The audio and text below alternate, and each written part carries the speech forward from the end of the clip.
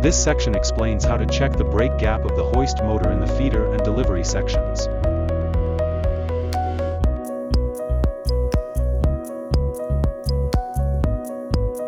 The hoist motor brake wears out, similar to a car's brake system.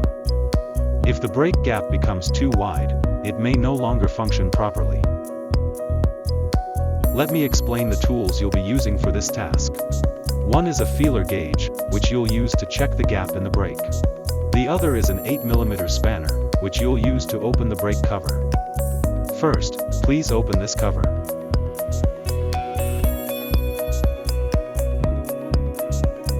This is the hoist motor on the delivery section. The red boxed area is the brake. Open the brake cover. In addition to the two visible screws, there are also screws on the back.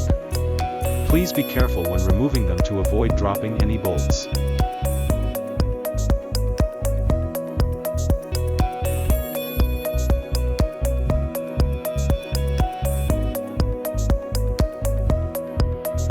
On the top of the removed cover, you'll find a label showing the gap value.